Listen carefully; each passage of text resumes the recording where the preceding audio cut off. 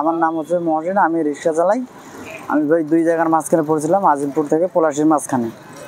এখানে আমাকে সেনাবাহিনী উদ্ধার করছে 12:30 কি 1টার দিকে এই ঘটনাটা হবে। হ্যাঁ, তারপর ওই ইতি জায়গায় ওখানে আমি মাঝখানে ইস্কার মধ্যে বই আসছিলাম, দেখি কোনো দিকে যাইতে পারি না।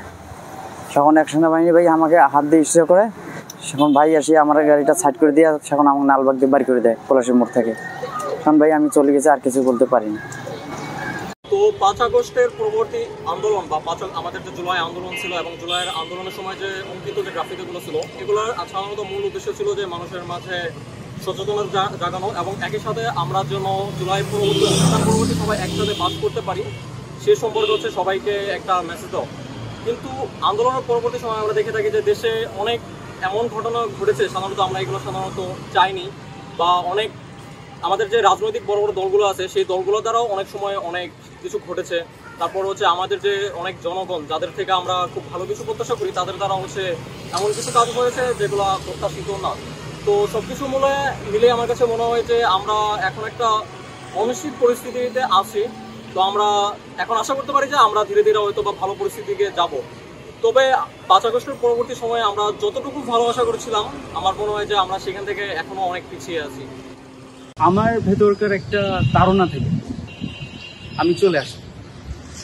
তো এখানে কি হবে, চট্টগ্রাম এসে কি হবে, আমি যেহেতু চট্টগ্রামে ছিলাম, তো চট্টগ্রাম শহরে এসে কি হবে এটা আমি জানতাম না, কি করবো সেটাও জানতাম না। বাট এটা প্ল্যান ছিল যে অন্তত প্রোটেস্টে থাকবো। অত গ্রাফিতি করার সুযোগ ছিল না, কারণ গ্রাফিতি যে একটু গ্রাফিতি করার সুযোগ ছিল না বলতে প্রি প্ল্যান করে বা অনেক সময় নিয়ে গ্রাফিতি করার কোনো স্কোপ ছিল না, তার সুযোগ ছিল তখন। তো পরে আমরা চিন্তা করলাম, পরে প্রোটেস্টের সাথে হচ্ছে আমরা কিছু দেয়ালে চিকা মারছি, ওগুলোই গ্রাফিতি ছিল আর কি তখনকার। In the mean time real time যা কিছুই করা হয়েছে ওগুলো এখনো অবশ্য নাই, মুরালে ঢেকে গেছে অথবা বিভিন্ন রেসিডেন্সিয়াল এরিয়ার কর্তৃপক্ষ মুছে দিচ্ছে, এটাই। পরে আমরা চিন্তা করলাম যে বড় কিছু কি করা যায়। তারপর আমরা প্ল্যান করলাম যে একটা কাপড়ে কাজ করে আমরা সেটা নেক্সট প্রোটেস্টে, তখন আমরা জানতাম না যে 5ই আগস্ট আসবে। ওই সময়টাতে আমরা তো খুবই আনসার্টেন ছিলাম যে এটা এত দ্রুত ঘটবে এই সময়টা।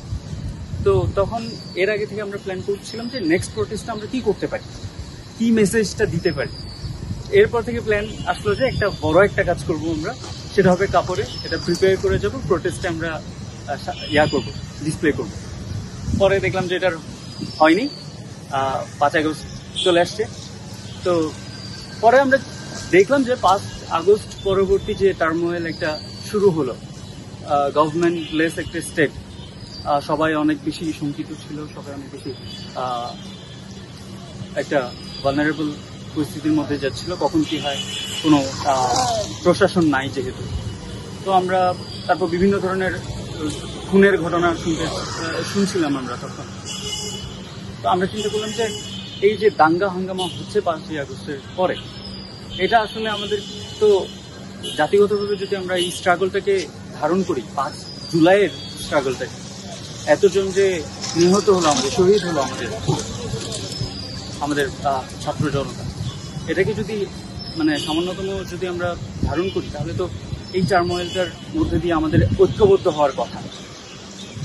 এবং আমার কাছে মনে হয় যে আমরা অনেকটাই হয়েছি আর কি। আমরা দেখলাম যে মাদ্রাসার ছেলেরা মন্দির পাহারা দিচ্ছে, যাতে ওইখানে কোনো ধরনের ইনসিডেন্ট না হয়, কেউ যাতে করতে না পারে। তারপর ভাইস ভার্সা অনেক দেখলাম। তো এটা নিয়ে হচ্ছে আমরা একটা ওই কাপড়েই আমরা কাজ করি 2 নম্বর গেটে, যে লাভ সেলফ প্রিপেইং। এটার বার্তাটাই ছিল যে আমাদের ভালোবাসাটা সব কিছুর ঊর্ধ্বে হওয়া উচিত।